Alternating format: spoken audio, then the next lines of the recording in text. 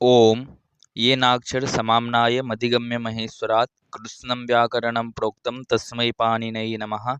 वाक्यकारं वररुचिं भाष्यकारं पतञ्जलिं पाणिनिं सूत्रकारं च प्रणतोऽस्मि मुनित्रयं नमस्कृत्य तदुक्तिः परिभाव्य च वैयाकरणसिद्धान्तकौमुदीयं विरच्यते। ओम श्री गुरुचरणाभ्यां नमः। नमः संस्कृताय। नमः सर्वेभ्यः मित्राणि। आशा से भवन्तः कुशलानि सन्ति। तो जैसे कि हम लोगों ने पिछले पाठ में देखा कि कर्म प्रवचनीय संज्ञा करने के लिए दो जो सूत्र आए थे, एक सूत्र था उसमें आपका अभीर भागे और दूसरा सूत्र था आपका अधिपरि अनर्थको। दोनों सूत्र सामान्य ही सूत्र था। दोनों का एक ही लक्ष्य था कि कर्म प्रवचनीय संज्ञा कैसे विधान करना है। वो दोनों का बस थोड़ा सा अंतर था कि एक जो है अभी अभाग अर्थ में कर्म प्रवचनीय करता था और दूसरा जो था वो अधिपरि अनर्थक अर्थ में करता था। लेकिन दोनों का लक्ष्य समान ही था कि कर्म प्रवचनीय संज्ञा करना है। भले ही अर्थवेद यहाँ पे क्यों ना दिख रहा हो, लेकिन लक्ष्य दोनों का समान ही है। ठीक है, तो एक बार हम लोग उसको पुनरावर्तन कर लेते हैं, फिर आगे की जो सूत्र है उसको पढ़ेंगे। ठीक है, तो अभीरभागे जो सूत्र है, ये सूत्र कहता है कि अभी अभाग अर्थ में होने पर, अभी उपसर्ग है ना, उपसर्ग टोटल 22 होते हैं, तो उसमें एक जो उपसर्ग आता है आपका अभी। ठीक है, अभी तक हम लोगों ने कितने किया, अनु, उप, प्रति, परि इत्यादि उपसर्गों का हम लोगों ने अभी तक कर्म प्रवचनीय संज्ञा कर चुके हैं। अभी जो ये नया सूत्र हम लोगों ने पढ़ा अभीर भागे, इसमें कहता है कि अभी का अभाग अर्थ में, यानी कि भाग अर्थ को छोड़कर ठीक है, भाग अर्थ को छोड़कर लक्षण अर्थ होना, क्योंकि यहाँ पे क्या होता है, अभीर भागे सूत्र में लक्षण इत्थम भूताख्यान भाग विप्सासु, इस सूत्र से लक्षण इत्थम भूताख्यान भाग विप्सासु संपूर्ण पद का अनुवर्तन हो जाता है। जिस कारण क्या होता है, यहाँ पे अभी ही अभागे नामा भाग अर्थ को छोड़कर लक्षण अर्थ में, इत्थम भूताख्यान अर्थ में और विप्सा अर्थ में कर्म प्रवचनीय संज्ञा विधान होगा। और वैसा ही यहाँ पे कुछ हुआ है। ठीक है, हरिम अभिवर्तते, यहाँ पे देख लीजिए लक्षण अर्थ का उदाहरण है कि हरि की ओर है, मतलब क्या है, हरि की अनुकूलता की ओर है। भक्तः हरिम अभि, भक्तः हरिम अभि मतलब भक्त जो है हरि की भक्ति से युक्त है। अब ऐसा युक्त है मतलब वो प्राप्त कर चुका है, भक्ति को वो प्राप्त कर चुका है, ऐसा कोई आख्यान कर रहा है तो यही हो जाएगा इत्थम भूताख्यान। ठीक है, देवम देवम अभिसिंचति, विप्सा हो रही है यहाँ पे, प्रत्येक देव को सिंचता है, प्रत्येक देवों का यहाँ पे अभिषेक कर रहा है, तो देवम देवम अभिसिंचति। फिर आया था अभागे किम, अभाग अर्थ कहने की क्या आवश्यकता है, तो बोल रहे हैं यहाँ पे यदत्र माम अभिष्यात् तद्दीयताम, जो यहाँ पे मेरा है वह मुझे दे दो, मेरा हिस्सा जो है वह मुझे दे दो। तो यहाँ पे यदि हम कर्म प्रवचनीय संज्ञा नहीं करें, ठीक है, यानी कि अभाग अर्थ नहीं बोलें, भाग अर्थ में भी कर्म प्रवचनीय संज्ञा करें, तो यहाँ पे क्या हो जाता, मम जो है ना, मम का माम हो जाता। ठीक है, क्योंकि मम यहाँ पे षष्ठी संबंध अर्थ में प्रयोग है। और जब यहाँ पे कर्म प्रवचनीय संज्ञा करते अभी का, तो अभी के साथ जो स्यात् पद है ना, उस स्यात् में जो मूर्धन्य सकार है, वहाँ पे मूर्धन्य सकार ना होकर दंत सकार ही रहता। यहाँ जो आप एक सूत्र से दंत सकार का मूर्धन्य सकार किए हो, उपसर्गात् प्रादुर्भ्याम स्तरीय परहा, इस सूत्र से यहाँ पे सकार का षत्व विधान नहीं होता। ठीक है, यदि कर्म प्रवचनीय संज्ञा हुई होती तो, लेकिन यहाँ पे तो उपसर्ग मानकर सत्व विधान हो चुका है, अतः कर्म प्रवचनीय संज्ञा अति आवश्यक है। ठीक है, यदि कर्म प्रवचनीय संज्ञा यहाँ पे अभाग अर्थ में, मान लीजिए भाग अर्थ में कर्म प्रवचनीय संज्ञा हो जाती, ठीक है, अभाग अर्थ में यहाँ पे कर्म प्रवचनीय संज्ञा हुई है, यानी कि भाग नहीं होने पर कर्म प्रवचनीय संज्ञा हुई है। यदि भाग अर्थ में कर्म प्रवचनीय संज्ञा हो जाती तो मम जो है यहाँ पे षष्ठी, वो वहाँ पे माम हो जाता, यानी कि द्वितीया में प्रयुक्त होता।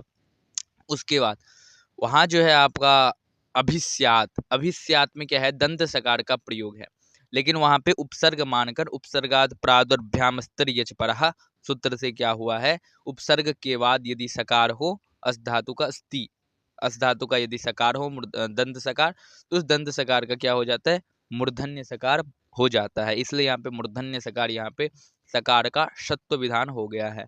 ठीक है ना, तो यहाँ पे क्या है कि अभिष्यात, इसलिए यहाँ पे बोल रहे हैं कि भाग अर्थ में कर्म प्रवचनीय संज्ञा नहीं होगी अभी का। ठीक है, और अन्य अर्थ में होगा। तो ये सूत्र हालांकि हम लोग पढ़ चुके हैं, यदि आप लोग इस चैनल पे नए हैं तो अवश्य ही पूरे पाठ को एक बार अवलोकन कर लें, जिससे क्या होगा, आप लोगों को समझने कठिनाई नहीं होगी। ये जो पाठ है, आज का जो पाठ है, ये पाठ समझने में फिर कठिनाई नहीं होगी। अतः आप लोग इस चैनल पे नए हैं तो पूरे पाठ को अवश्य एक बार देख लें, और यदि यह वीडियो आपको अच्छा लगे तो इसको अवश्य ही लाइक करें, और यदि चैनल पे नए हैं तो चैनल को सब्सक्राइब कर लें, ताकि नई वीडियो जो आए कारक प्रकरण का, उसका नोटिफिकेशन आप लोगों को मिलता रहे। ठीक है, तो प्रारंभ करते हैं पाठ को। एक और सूत्र है अधिपरि अनर्थको, ये भी वैसा ही सामान्य सूत्र है। ये कहता है कि अधि और परि यदि अनर्थक हो, यानी कि कोई अर्थ द्योतित ना करता हो, बिना अर्थ का यदि इन दोनों का प्रयोग होता है, तो वहां पे क्या हो जाएगा, कर्म प्रवचनीय संज्ञा विधान होगा। जैसे उदाहरण के तौर पे देखे थे, कुतः अध्यागच्छति, अध्यागच्छति का वही अर्थ होता है आना, और आगच्छति का भी वही अर्थ होता है आना। तो ये यहाँ पे अधि का जो प्रयोग हुआ है अध्यागच्छति क्रियापद में, ये अनर्थक प्रयोग हुआ है। इसका कोई विशेष अर्थ यहाँ पे हो नहीं रहा है। वही फिर यदि प्रयोग होता अधिगच्छति, अधिगच्छति मतलब क्या होता है कि समझता है, तो यहाँ पे ये कोई कुछ अर्थ विशेष बता रहा है। ठीक है ना, यहाँ जो ये अधि उपसर्ग लगा है गम धातु से, ये यहाँ पे कुछ विशेष अर्थ बता रहा है। लेकिन यहाँ जो है अधियागच्छति, इसमें क्या है कि इसमें कोई विशेष अर्थ नहीं बता रहा है। जो आगच्छति का अर्थ है वही अध्यागच्छति का अर्थ है, दोनों का समान अर्थ होता है। आगच्छति मतलब भी आना, अध्यागच्छति मतलब भी आना। तो ये यहाँ पे अनर्थक प्रयोग हुआ है अधि, अतः अधि का कर्म प्रवचनीय संज्ञा विधान हो जाएगा। और कर्म प्रवचनीय करने का यहाँ पे ये फल हुआ कि गतिर्गतो सूत्र से निघात नहीं हुआ। निघात मतलब अनुदात्त स्वरभेद नहीं हुआ। ठीक है, उसी प्रकार से पर्यागच्छति, आगच्छति पर्यागच्छति दोनों का समान ही भेद है। आगच्छति मतलब आना, पर्यागच्छति मतलब भी आना। कुतः आगच्छति कहाँ से आ रहे हो, कुतः पर्यागच्छति कहाँ से आ रहे हो। तो इस अर्थ में यहाँ पे जो है अनर्थक अर्थ यदि प्रयोग हो रहा है, अधि और परि कोई विशेष अर्थ द्योतित ना कर रहा हो, अनर्थक प्रयोग हो रहा हो, तो इसका क्या हो जाएगा, कर्म प्रवचनीय संज्ञा विधान होगा। ठीक है, और कर्म प्रवचनीय होने से यहाँ पे क्या हुआ है कि गतिर्गतो सूत्र से अनुदात्त स्वर भेद नहीं हुआ। इसी प्रकार से आप कहीं पे करेंगे तो वहां पे द्वितीय विभक्ति विधान हो जाएगी, कहीं पे और विशेष अर्थ द्योतित होगा। अतः आप इसका जो है लोक व्यवहार में प्रयोग कर सकते हैं। ठीक है, तो इस प्रकार से हम लोगों ने पूर्व पाठ में दो सूत्र देखे थे। एक था आपका अभिर्भागे, दूसरा था अधिपरि अनर्थ को। अभिर्भागे सूत्र कहता था कि अभि का जो है भाग अर्थ को छोड़कर लक्षण अर्थ में, इत्थम भूताख्यान अर्थ में और विप्सा अर्थ में कर्म प्रवचनीय संज्ञा होती है। और ये अधिपरि अनर्थ को सूत्र कहता है कि अधि और परि का अनर्थक अर्थ में, अर्थात कोई विशेष अर्थ न द्योतित करता हो, अनर्थक हो, कोई विशेष अर्थ न द्योतित करता हो। जैसे यहाँ पे देख लीजिए उदाहरण के तौर पे, अध्यागच्छति, अध्यागच्छति का क्या अर्थ होता है आना, आगच्छति मतलब भी आना, दोनों का समान अर्थ है। तो यहाँ पे अधि जो उपसर्ग लगा है आंग के बाद, आंग से पहले जो अधि उपसर्ग लगा है वो कोई विशेष अर्थ नहीं द्योतित करता है। विशेष अर्थ कब द्योतित करता है, जब गम धातु से अधि उपसर्ग लगता, गम गच्छति क्रिया से जब अधि उपसर्ग लगता, तो वहां पे अधिगच्छति रूप बनता, तो वहां पे एक विशेष अर्थ द्योतित करता है। अधिगच्छति मतलब समझना, ऐसा वहां पे विशेष अर्थ द्योतित करता है। लेकिन कोई अर्थ ना प्रकट करता हो, कोई विशेष अर्थ द्योतित ना करता हो, कोई विशेष अर्थ नहीं बताता हो, तो अनर्थक कहलाता है। तो अनर्थक यदि प्रयोग होगा तो क्या हो जाएगा, वहां पे कर्म प्रवचनीय संज्ञा विधान होगी। ठीक है, इसी प्रकार से यहाँ पे कर्म प्रवचनीय संज्ञा हुई, और कर्म प्रवचनीय संज्ञा करने का यहाँ पे ये फल हुआ कि गतिर्गतो सूत्र से यहाँ पे अनुदात्त स्वरभेद नहीं हुआ। ठीक है, इसी प्रकार से और बहुत सारा फल है। कर्म प्रवचनीय संज्ञा करने से द्वितीय विभक्ति विधान होती है। कर्म प्रवचनीय संज्ञा करने से सप्तमी विधान होती है, यस्मात् अधिकम यस्य चेस्वर वचनम तत्र सप्तमी। कर्म प्रवचनीय करने से पंचमी भी विधान होती है। कर्म प्रवचनीय संज्ञा जिस उपसर्ग का होता है उसका फिर उपसर्ग गति इत्यादि संज्ञा नहीं होती है, गत्युपसर्ग संज्ञा अपवादः। ठीक है, तो इस प्रकार से यहाँ जो आपको बताया गया इन दोनों सूत्रों में, मुझे आशा है कि आप लोगों को ये जो दो सूत्र है ये समझ में आ गया होगा। यदि इन दोनों सूत्रों में कोई समस्या हुई होगी या कोई प्रश्न है, यदि कोई जिज्ञासा है, तो आप लोग प्रश्न कर सकते हैं कमेंट के माध्यम से। अग्रिम जो सूत्र है उस पर चर्चा करते हैं। आगे का सूत्र है सुह पूजायाम, सुह पूजायाम। ये सूत्र बहुत सामान्य सा सूत्र है। सु एक उपसर्ग है ना, प्रथमांत पद है, यहाँ पे सु उपसर्ग है, इसका प्रथमा विभक्ति में सु हो गया है। ठीक है, सुह, तो सुह पूजायाम बोलने, सुह यदि पूजायाम अर्थ में हो तो, पूजायाम अर्थ में हो तो कौन, सुह। और एक सूत्र पढ़े होंगे आप, कर्म प्रवचनीया, उसका जो है यहाँ पे अधिकार आता है। जो सूत्र हम लोग पढ़े थे पिछले पाठ में, कर्म प्रवचनीया अधिकार सूत्र, उस सूत्र का यहाँ पे जो है अधिकार आ जाता है। तो अधिकार आ जाता है, तो यहाँ पे अधिकार आ जाएगा उसका कर्म प्रवचनीय का। तो क्या हो जाएगा, सुह पूजायाम कर्म प्रवचनीय। ठीक है, अधिकार मतलब उसका अनुवर्तन करना है। ठीक है, वो उसका जो नियम है, उसका जो कानून है, उसको फॉलो करना है। तो यहाँ पे क्या कितना पद हो गया अब सूत्र में, सुह पूजायाम कर्म प्रवचनीया। अर्थात सु यदि पूजा अर्थ में हो तो कर्म प्रवचनीय संज्ञा विधान होती है। सु किस अर्थ में हो तो कर्म प्रवचनीय विधान होती है, पूजा अर्थ होने पर सु की कर्म प्रवचनीय संज्ञा विधान होती है। ठीक है, ये इतना याद रखना है कि सु का यदि प्रयोग पूजा अर्थ में हो रहा है तो वहां पे क्या हो जाएगी, कर्म प्रवचनीय संज्ञा विधान होगी। अब पूजा अर्थ क्या होता है, प्रश्न ये आता है कि पूजा मतलब क्या, वो जो हम देवी देवताओं की पूजा करते हैं वो अर्थ है क्या? पूजा का अर्थ होता क्या है, पूजा का सामान्य अर्थ क्या होता है? तो पूजा का अर्थ होता है सम्मान। ठीक है, पूजा मतलब क्या होता है, पूजा का अर्थ होता है सम्मान, अर्थ होता है सम्मान अर्थ में। पूजा मतलब होता है सम्मान करना, विनम्रता भाव, जहाँ पे नमनीयता हो। ठीक है, वही पूजा अर्थ होता है ना। पूजा मतलब क्या बोलते हैं, पूजा का मूल अर्थ ये है कि सम्मानार्थक शब्द होता है पूजा। पूजा मतलब सम्मान कर रहे हैं आप किसी का, वहाँ पे आप अपनी नमनीयता प्रकट कर रहे हैं, अपनी विनम्रता वहाँ पे दिखा रहे हैं, अपना विनयशील वहाँ पे प्रकट कर रहे हैं। तो ये जो अर्थ जहाँ पे द्योतित होता है, तो वहाँ पे पूजा का मूल अर्थ होता है सम्मान अर्थ। सम्मान, पूजा मतलब सम्मान। तो सु यदि पूजा अर्थ मतलब सु यदि सम्मान अर्थ में हो, तो सु किस अर्थ में हो, सम्मान अर्थ में यदि सु का प्रयोग हो रहा है तो वहां पे कर्म प्रवचनीय संज्ञा विधान होगी। अब सु का कब सम्मान अर्थ में प्रयोग होगा, सु का सम्मान अर्थ में कब प्रयोग होगा, तो बोले सु का यदि आप कभी भी सम्मान अर्थ में प्रयोग कर रहे हैं सु उपसर्ग को, तो वहां पे हम कर्म प्रवचनीय संज्ञा सु की कर सकते हैं। ठीक है, कभी भी आप प्रयोग करें तो सु का वहां पे क्या हो जाएगा, कर्म प्रवचनीय संज्ञा विधान होगा। वही उदाहरण के तौर पे दे रहे हैं ना यहाँ पे, सुसिक्तम। सुसिक्तम, सुसिक्तम क्या है यहाँ पे, अच्छी तरह से सींचे हो। अब कोई व्यक्ति जो है वो घर में जल छिड़क रहा है। ठीक है, जल छिड़क रहा है, तो एक व्यक्ति बोल रहा है कि बहुत बढ़िया से आप यहाँ पे जल छिड़के हैं। ठीक है, बहुत बढ़िया से आप जो है इस घर में जल छिड़के हैं। तो ये क्या हो रही है, उसकी प्रशंसा कर रहे हैं आप, उसको सम्मान कर रहे हैं कि आप जो ये काम किए हैं जल छिड़कने का बहुत अच्छा से किए हैं। तो ये यहाँ पे जो सम्मान अर्थ उसको दे रहे हैं, सम्मान अर्थ में आप सु का प्रयोग कर रहे हैं। सम्मान अर्थ में क्या कर रहे हैं, सु का प्रयोग कर रहे हैं। तो सम्मान अर्थ में, प्रशंसा अर्थ में जब सु का प्रयोग होगा तो वहां पे सु की क्या हो जाएगी, कर्म प्रवचनीय संज्ञा हो जाएगी। तो यहाँ पे भी क्या हो गया, सु का कर्म प्रवचनीय संज्ञा हो गया। अब यहाँ पे कर्म प्रवचनीय करने का क्या फल है, द्वितीय विभक्ति तो दिख नहीं रही है क्योंकि ये तो क्रियापद है। तो बोलने सिक्तम में जो दंत सकार है ना, उस दंत सकार का मूर्धन्य सकार नहीं हुआ, निषेध हो गया। एक सूत्र पढ़े तो नहीं थे, खैर एक बार चर्चा में आया था, उपसर्गात सुनोति सुबतिष्यति स्तौतिस्तौ भतिष्ठा से नय सेदसिच संजाम। बहुत बड़ा सूत्र है ये सूत्र। हम लोगों ने शायद पिछली पाठ में पढ़ा होगा या उससे पिछली पाठ में हम लोगों ने ये सूत्र एक बार देखा था।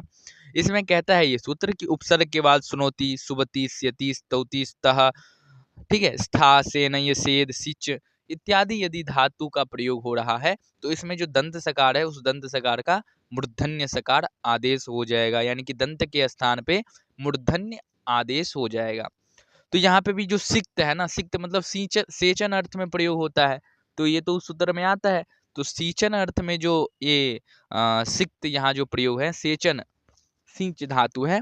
ठीक है, तो सेचन अर्थ में जो यहाँ पे प्रयोग है, तो यहाँ पे भी दंत सकार का मूर्धन्य सकार हो जाना चाहिए था, लेकिन मूर्धन्य सकार नहीं हुआ क्योंकि सु अभी उपसर्ग नहीं है। सु क्या है अभी, सु एक कर्म प्रवचनीय है, और जिसकी कर्म प्रवचनीय संज्ञा होती है उसका क्या हो जाता है, वहां पे गति उपसर्ग संज्ञापवाद, गति उपसर्ग इत्यादि जो संज्ञाएं होती है उस उपसर्ग की, उसका अपवाद हो जाता है। यानी आप किसी का एक बार कर्म प्रवचनीय संज्ञा कर दिए तो फिर उसका आप रिटर्न उपसर्ग संज्ञा या फिर गति संज्ञा या फिर प्रादि या फिर अन्य निपात इत्यादि संज्ञाएं नहीं कर सकते हैं। ये नियम है, क्योंकि यदि कर्म प्रवचनीय संज्ञा होती है किसी उपसर्ग का तो वहाँ पे गति उपसर्ग संज्ञापवाद, गति उपसर्ग इत्यादि जो संज्ञाएं होती है इसका क्या होता है, वहाँ पे अपवाद हो जाता है। ठीक है, तो इस प्रकार से यहाँ पे सकार का सत्व विधान नहीं हुआ। ठीक है। सुसिक्तम, यहाँ पे भी सकार का सत्व होता यदि ये सु उपसर्ग होता तो, हालांकि सु उपसर्ग है लेकिन अभी कर्म प्रवचनीय है। सु अभी क्या है, कर्म प्रवचनीय है। अतः यहाँ पे ये जो सिक्तम में दंत सकार है, उस दंत सकार का मूर्धन्य आदेश नहीं हुआ। वही यदि ये उपसर्ग होता सु, कर्म प्रवचनीय ना होता, तो उपसर्गात सुनोति सुपतिष्यति सूत्र से दंत सकार का मूर्धन्य सकार आदेश हो जाता। ठीक है। हालांकि उपसर्ग नहीं है इसलिए यहाँ पे ये विधान नहीं हुआ। तो यहाँ जो कर्म प्रवचनीय संज्ञा की गई उसका यही फल है कि सकार का सत्व विधान नहीं हुआ, सत्व निषेध हो गया। अतः यहाँ पे कर्म प्रवचनीय संज्ञा का ये फल है कि जब कर्म प्रवचनीय संज्ञा होती है तो गति उपसर्ग इत्यादि जो संज्ञा है उसकी होती है, जिसकी कर्म प्रवचनीय आप उपसर्ग जिसे बोल रहे हैं उसका अपवाद हो जाता है, यानी कि गति उपसर्ग इत्यादि निपात जो संज्ञाएं उसे हम करते हैं उन संज्ञाओं का वहां पे निपात हो जाता है। ठीक है।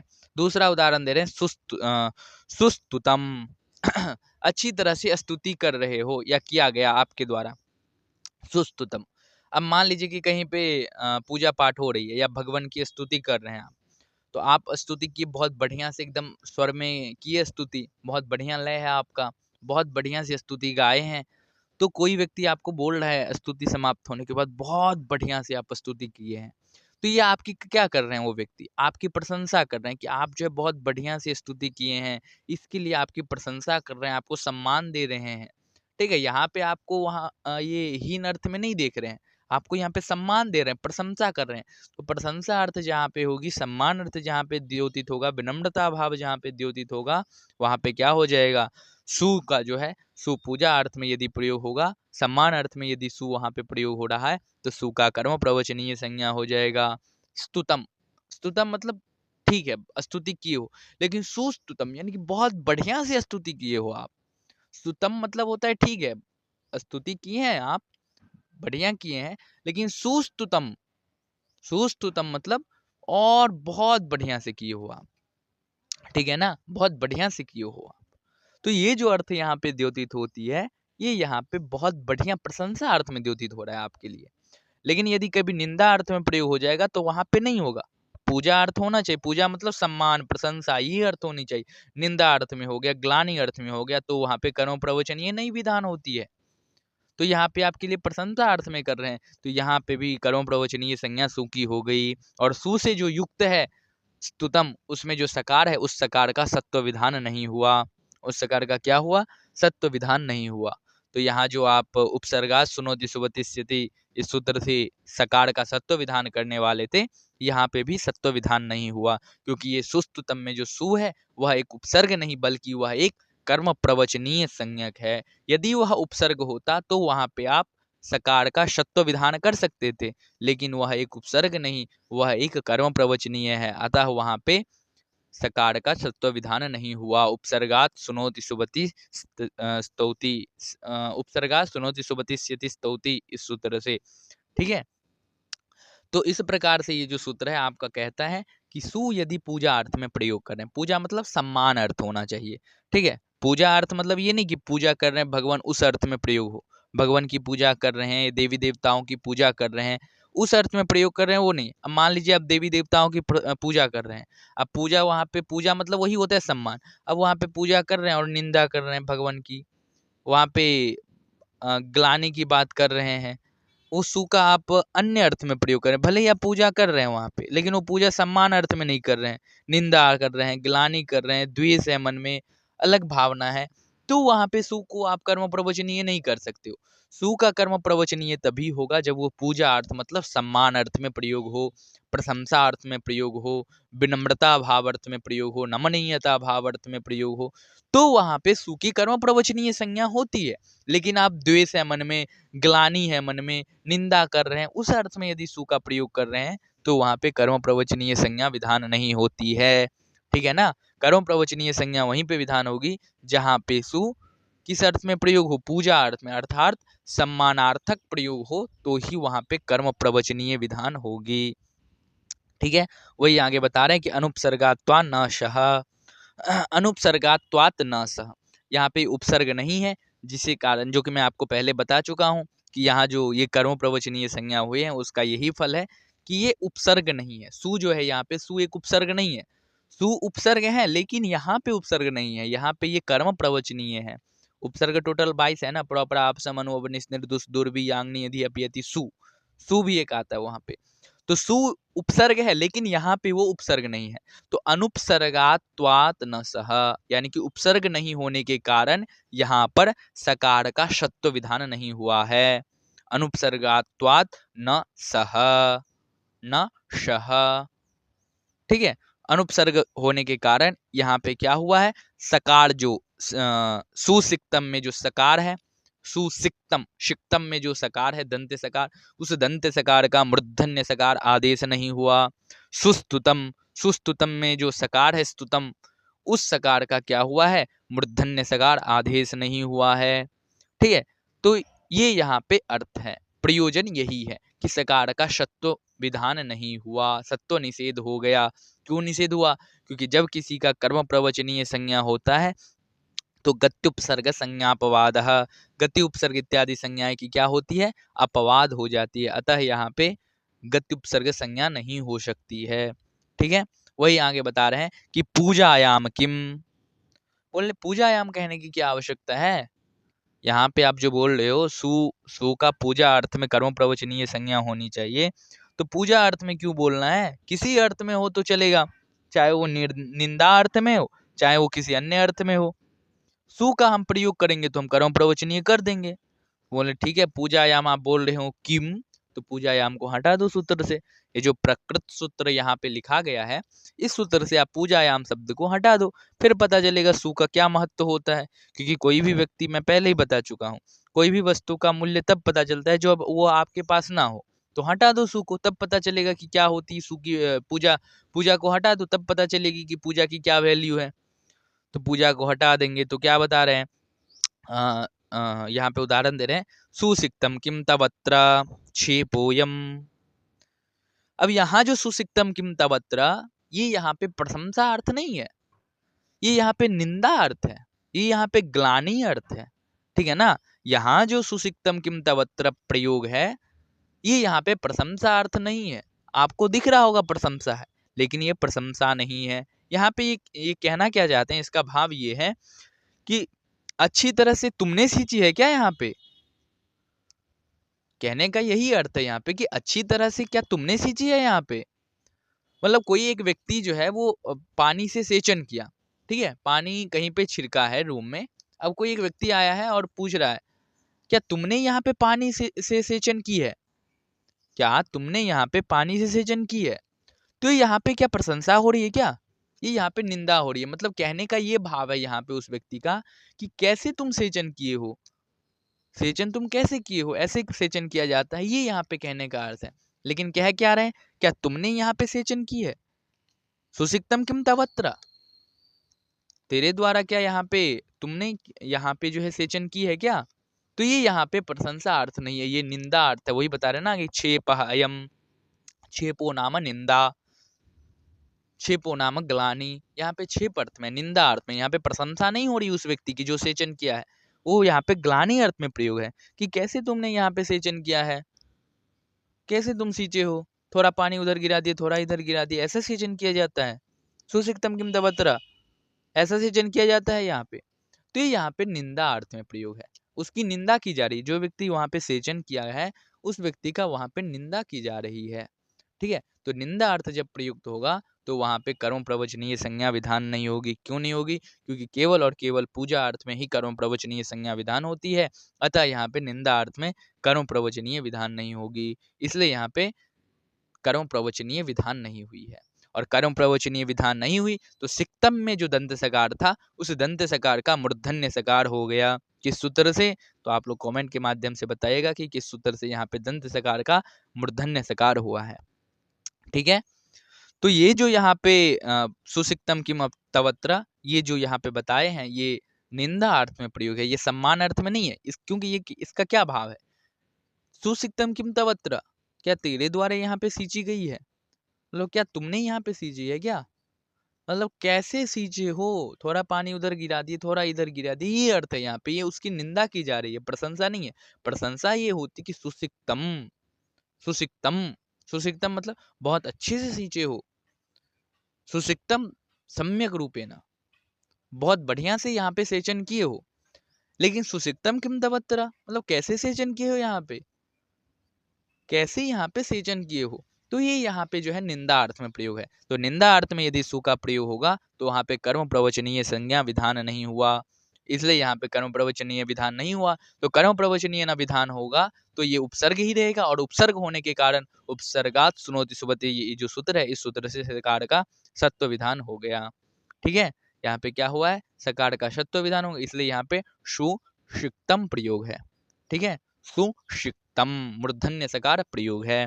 ठीक है, सुषिक्तम किम तवात्र क्षेपोयाम नामा निंदा अर्थ में है। मुझे आशा है कि आप लोगों को ये सूत्र जो है समझ में आ गई होगी। ये सूत्र कोई ज़्यादा बड़ा सूत्र नहीं है, सामान्य सूत्र है। तो आशा है कि आप लोगों को ये समझ में आ गई होगी। वैसे यदि कोई शंका हो, कोई जिज्ञासा हो तो वो कमेंट के माध्यम से प्रश्न कर सकते हैं। दूसरा सूत्र देखते हैं। दूसरा बता रहे कि अति ही अतिक्रमणे, अति ही अतिक्रमणे, एक और उपसर्ग आता है ना, अति। ठीक है, बोल रहे हैं कि अति ही अतिक्रमणे च, यहाँ पे च अर्थ से जो है आप अभी जो पूर्व सूत्र पढ़े हैं सुह पूजायाम, उस सूत्र से पूजायाम पद की अनुवर्तन कर लीजिए। ठीक है, पूजायाम जो पद है, पूजायाम पद का बस अनुवर्तन कीजिए, और उसके बाद कर्म प्रवचनीय का यहाँ पे अधिकार चल ही रहा है तो उसका अधिकार रहेगा ही।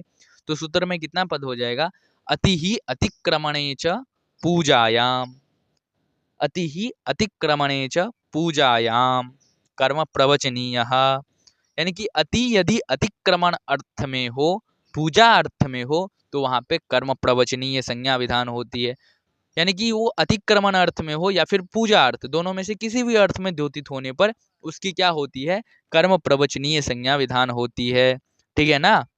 तो यहाँ पे जो है अति का दो अर्थ में कर्म प्रवचनीय संज्ञा विधान होता है। पहला तो हो गया अतिक्रमण अर्थ में, और दूसरा जो अनुवर्तन होता है पूजायाम, वो पूजायाम यानी कि सम्मान अर्थ में। तो वही बता रहे हैं कि अति ही अतिक्रमणे च पूजायाम कर्म प्रवचनीया, यहाँ पे सुह पूजायाम सूत्र से पूजायाम पद का अनुवर्तन कर लेंगे, और कर्म प्रवचनीया का यहाँ पे अधिकार चल ही रहा है। तो प्रकृत सूत्र का क्या अर्थ हो जाएगा, अति ही अतिक्रमणे पूजायाम च कर्म प्रवचनीया, यानी कि अति का अतिक्रमण अर्थ में या फिर पूजा अर्थ में कर्म प्रवचनीय संज्ञा हो जाती है। अब अतिक्रमण क्या होता है, पूजायाम तो खैर आप लोगों को पता हो गया होगा कि पूजा मतलब होता है सम्मान, प्रशंसा, लेकिन अतिक्रमण क्या होता है, अतिक्रमणम नाम उचितात् आधिक्यम। अतिक्रमण का अर्थ होता है कि उचित से अधिक, यानी कि आप एक लेवल पे हैं, आपकी एक सीमा है, आप उस सीमा से अधिक हैं, तो ये होती है अतिक्रमण। आपकी एक सीमा है ना, अब उस सीमा से अधिक हैं। ठीक है, आप जो है एक, मान लीजिए कि आप भी मनुष्य हैं, हम भी मनुष्य हैं, और आप भी एक मानव है और हम भी एक मानव है, लेकिन आप में और हम में एक अंतर है, आप किसी क्षेत्र में मुझसे अधिक हैं, तो आप जो है वहां पे आधिक्य है, मानव तो एक ही है लेकिन वहां पे आधिक्य अर्थ द्योतित हो जाते हैं, यानी कि उचित से अधिकता है आपकी, तो वहां पे अतिक्रमण होता है। मान लीजिए देव बहुत सारे हैं, बहुत सारे देवी देवताएं हैं, जैसे हरि हैं, शंकर हैं, ब्रह्मा है, विष्णु, बहुत सारे देवी देवताएं हैं। तो वहाँ पे जो है सभी से बड़े श्रेष्ठ कौन है, हरि है। तो हरि भी देवता है, एक देवता में सभी गिने जाते हैं। मनुष्य जैसे मनुष्य है तो मनुष्य में सभी गिने जाते हैं, भारत में देख लीजिए, अब मनुष्य में सभी गिने जाते हैं, अंबानी हम आप सभी गिने जाते हैं। लेकिन यहाँ पे उचितता से अधिक किसकी है, उचितता से अधिक यदि बात की जाए तो अंबानी है, क्योंकि उसके पास ज्यादा धन दौलत सब है, उसके पास ज्यादा पावर है, तो वो ठीक है। तो उसी प्रकार से यहाँ पे बता रहा है कि उचितात् आधिक्यम, अतिक्रमणम नाम उचितात् आधिक्यमेव अतिक्रमणम, उचित से जहाँ पे आधिक्य अर्थ द्योतित होगा वही वहां पे अतिक्रमण होती है। और पूजा मतलब तो जानते ही हैं, पूजा मतलब होता है सम्मान। वही बता रहे हैं कि यदि अति, अति एक उपसर्ग है, 22 उपसर्ग में एक अति भी आता है, तो बोले अति का अतिक्रमण अर्थ में, पूजा अर्थ में कर्म प्रवचनीय संज्ञा विधान होती है। किन किन अर्थों में, अति का अतिक्रमण अर्थ में, पूजा अर्थ में, पूजा मतलब सम्मान अर्थ में, अतिक्रमण का अर्थ होता है उचित से अधिक अर्थ में, और पूजा मतलब सम्मान अर्थ में अति का कर्म प्रवचनीय संज्ञा होता है। ठीक है, अति का क्या होता है, कर्म प्रवचनीय संज्ञा होता है। किन अर्थों में, तो अतिक्रमण अर्थ में और पूजा अर्थ में। पूजा मतलब यहाँ जो प्रकृत सूत्र पढ़े हैं आप अभी, सुह पूजायाम, इस सूत्र से पूजायाम पद की अनुवर्तन होती है, और इससे जो पूर्व सूत्र पढ़े हैं आप कर्म प्रवचनीय अधिकार सूत्र, वहां से कर्म प्रवचनीय का अनुवर्तन होता है। तो सूत्र का सामान्य अर्थ यही होगा कि अति का अतिक्रमण अर्थ में, पूजा मतलब सम्मान अर्थ में क्या होता है कि कर्म प्रवचनीय संज्ञा विधान हो जाती है। ठीक है, क्या होती है कि कर्म प्रवचनीय संज्ञा विधान होती है। वही आगे बता रहे हैं कि अतिक्रमणे पूजायाम च अति ही कर्म प्रवचनीय संज्ञा स्यात्। बोले कि अतिक्रमणे पूजायाम च, अर्थात अतिक्रमण अर्थ में और पूजायाम यानी कि प्रशंसा अर्थ में अति, अति जो उपसर्ग है उस अति का कर्म प्रवचनीय संज्ञा विधान हो जाएगा। क्या हो जाएगा? कर्म प्रवचनीय संज्ञा हो जाएगा। किन अर्थों में? तो अतिक्रमणे पूजायाम च, अतिक्रमण अर्थ में और पूजायाम अर्थ में अति का क्या हो जाएगा? कर्म प्रवचनीय संज्ञा विधान हो जाएगा। दो अर्थ में से कोई एक अर्थ होना चाहिए, चाहे वो अतिक्रमण अर्थ हो या फिर पूजा यानी कि सम्मान अर्थ हो, तो वहां पे क्या हो जाएगी? कर्म प्रवचनीय संज्ञा हो जाएगी। उदाहरण दे रहे हैं एक आपका यहाँ पे अतिदेवान कृष्णम, अतिदेवान कृष्ण, हाँ ये यहाँ पे अतिक्रमण का दे रहे हैं उदाहरण। ठीक है, दे रहे हैं कि अतिदेवान कृष्ण, यानी कि ये जो यहाँ पे बता रहे हैं कि अतिदेवान कृष्ण, यहाँ पे कृष्ण जो है वो देवताओं से बढ़कर है, ऐसा उदाहरण दे रहे हैं। कृष्ण भी एक देवता ही है, कृष्ण भी एक देवता की कोटि में ही गिने जाते हैं, लेकिन देवताओं में से बढ़कर है वो। अतिक्रमण मतलब होता है वही ना, उचित से अधिक, आपकी एक सीमा है, अब उस सीमा से जब आप अधिकता की अर्थ द्योतित होता है तो वही होता है अतिक्रमण। तो कृष्ण भी एक देवता है, लेकिन यहाँ पे क्या है कि आधिक के अर्थ द्योतित होता है, क्योंकि कृष्ण बहुत सारे कृष्ण के पास बहुत सारी शक्तियां हैं, बहुत उनके पास ज्ञान है, बुद्धि है, विवेक है, विनयशील है, इसलिए वहां पे अति की जा रही है। ठीक है, देवताओं से उनकी गिनती अति की जा रही है, यानी कि देवता भी हैं, ठीक है, अन्य देवता भी देव हैं, अन्य देवता भी जो हैं वो भी देवता में आते हैं, देवता की कोटि में आते हैं, लेकिन कृष्ण जो है वो सभी देवताओं में से ऊपर हैं, बढ़कर हैं। तो ये जो यहाँ पे अर्थ द्योतित होता है ये होता है अतिक्रमण। ठीक है, तो अतिक्रमण अर्थ यहाँ पे द्योतित हो रहा है, तो अतिक्रमण अर्थ में क्या हो जाएगा? अति का कर्म प्रवचनीय संज्ञा हो जाएगा। और कर्म प्रवचनीय संज्ञा होने के पश्चात देव जो यहाँ पे शब्द है, यह देव किस अर्थ में प्रयोग है? देव से युक्त जो है ये अति जो है किससे युक्त है? देव से युक्त है, तो देव से जो है अति युक्त है, अतः कर्म प्रवचनीय युक्त द्वितीया से द्वितीय विभक्ति हो जाएगी, क्योंकि वो कहता है ना कि कर्म प्रवचनीय से जो युक्त होगा उसमें द्वितीय विभक्ति विधान हो जाएगी, इसलिए यहाँ पे भी द्वितीय विभक्ति विधान हो जाएगी, क्योंकि कर्म प्रवचनीय संज्ञक अति है और उससे युक्त है देव, देव शब्द है, अतः देव में द्वितीय विभक्ति हो जाएगी। और बहुवचनांत है तो देवः देवो देवाः देवम देवो देवान, बहुवचन में प्रयुक्त है। अति देवान कृष्णः, यानी कि कृष्ण जो है वो देवों से बढ़कर हैं। ठीक है, कृष्ण जो है वो किन से बढ़कर हैं? देवों से बढ़कर है। तो ये यहाँ पे अतिक्रमण अर्थ का उदाहरण दे रहे हैं। इसी प्रकार से पूजायाम अर्थ में भी है, पूजायाम अर्थ में भी प्रयोग कर सकते हैं। ठीक है, तो इस प्रकार से आप यदि अति का अतिक्रमण अर्थ में या फिर पूजायाम अर्थ में प्रयोग करते हैं तो वहाँ पे क्या हो जाएगी? कर्म प्रवचनीय संज्ञा विधान हो जाएगी। ठीक है, लेकिन इन दोनों अर्थों के अलावा और किसी अर्थ में नहीं होगी, यही दोनों अर्थ अभिलक्षित होनी चाहिए, चाहे वो पूजा अर्थ हो यानी कि सम्मान अर्थ हो या फिर वो अतिक्रमण अर्थ हो। इस प्रकार से यहाँ जो पूजा अर्थ द्योतित हो रहा है और अतिक्रमण अर्थ द्योतित होने से कर्म प्रवचनीय संज्ञा हो गई। अति देवान कृष्णा, यानी कि कहने का अर्थ यहाँ पे ये है कि देवताओं से अधिक है कृष्ण, यानी कि देवताओं से बढ़कर है। तो यहाँ पे कृष्ण की क्या हो रही है? अतिक्रमण की जा रही है ना, कि कृष्ण जो है वो अपने एक उचित जो है होता है, एक उचित से भी आधिक्य, यानी कि कृष्ण देवताओं की श्रेणी में आते हैं, तो उस श्रेणी से अधिक के अर्थ में, श्रेणी हो गया उचित, और उस श्रेणी से अधिक के अर्थ में होता है तो वही होता है उचितात् आधिक्यम। तो यहाँ पे अतिक्रमण अर्थ है, तो अतिक्रमण अर्थ में अति का कर्म प्रवचनीय संज्ञा हो गया, उससे युक्त जो है वो देव शब्द है, तो देव में क्या हो गई? कर्म प्रवचनीय युक्त द्वितीय से द्वितीय विभक्ति हो गई। इसी प्रकार से आप पूजा अर्थ में देख लीजिए, तो यहाँ पे कृष्ण की प्रशंसा की जा रही है। प्रशंसा इसलिए की जा रही है कि आप जो है आप देवताओं से बढ़कर हैं, ऐसा करके उनकी प्रशंसा की जा रही है, उनकी वहाँ पे नमनीयता दिखाई जा रही है, उनको वहाँ पे सम्मान दिया जा रहा है कि आप जो है इन देवताओं की जो श्रेणी है, इन श्रेणियों में आप बढ़कर हैं, यानी कि इन सबसे आप बढ़कर हैं। तो यहाँ पे क्या हो रही है? ये यहाँ पे उनकी प्रशंसा की जा रही है। तो एक ही उदाहरण से यहाँ पे दोनों अर्थ बता रहे हैं कि अतिक्रमण और पूजायाम, ठीक है। एक उदाहरण से यहाँ पे दोनों अर्थ द्योतित होता है कि अतिक्रमण और पूजायाम, ठीक है, दोनों अर्थ, क्योंकि यहाँ पे प्रशंसा भी की जा रही है कृष्ण की, और यहाँ पे अतिक्रमण अर्थ भी द्योतित हो रहा है। तो दोनों अर्थ यहाँ पे द्योतित हो रहा है।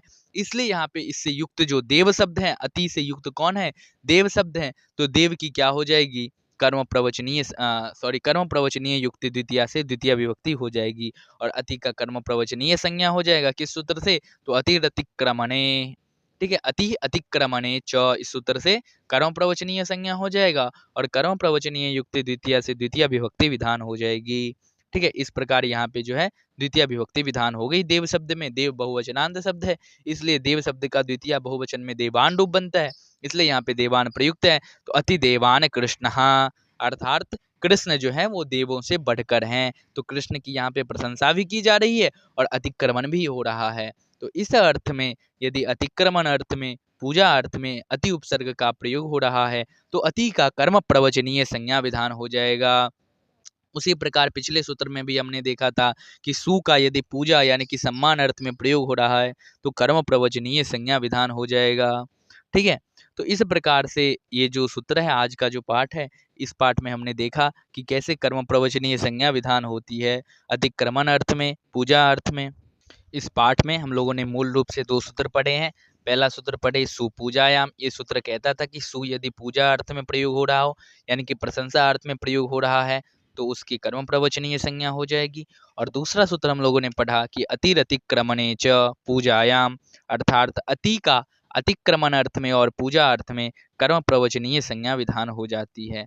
आशा है कि आप लोगों को ये पाठ अच्छी से समझ में आ गई होगी।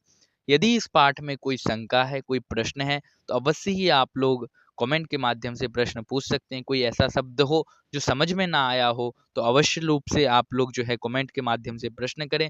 हम आप लोगों की प्रश्न की प्रतीक्षा करेंगे, ठीक है। तो आप लोगों के मन में यदि कोई प्रश्न है तो अवश्य ही कमेंट के माध्यम से पूछ सकते हैं।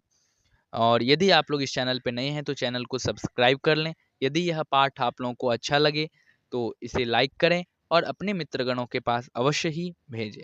तब तक के लिए बहुत बहुत धन्यवाद। इस पाठ के अंत तक आप लोग जुड़े रहें, इसके लिए पुनः एक बार धन्यवाद। मिलते हैं अग्रिम पाठ में अग्रिम सूत्र के साथ। एक सूत्र आगे जो पढ़ेंगे वो बहुत बढ़िया सूत्र है। सूत्र जो अग्रिम पाठ में पढ़ाई जाएगी वो सूत्र है अपि पदार्थ संभावना अन्नवग्रहास समुच्चयेषु। ये सूत्र बहुत बढ़िया सूत्र है। ये सूत्र समझ लिए तो मान लीजिए आपका कारक आधा समाप्त हो गया। बहुत बढ़िया सूत्र है, कारक का गूढ़ सूत्र है, यही है, ठीक है। 2 ही 3 तो कारक में प्रधान सूत्र है, कति बुद्धि प्रत्यवसानार्थ अकथितंच अभि पदार्थ संभावना नवसर्ग ग्रहा। यही 2-4 सूत्र तो है कारक में प्रधान सूत्र। ये समझ लिए तो सम्मान ही आपका कारक एकदम कंप्लीट है। अतः अग्रिम पाठ की प्रतीक्षा आप लोग करते रहें। अग्रिम पाठ में नए सूत्र के साथ उपस्थित हो रहे हैं। अतः पुनः एक बार बहुत बहुत धन्यवाद। आप लोग पाठ के अंत तक जुड़े रहें, इसके लिए बहुत बहुत धन्यवाद। मिलते हैं अग्रिम पाठ में नए सूत्र के साथ।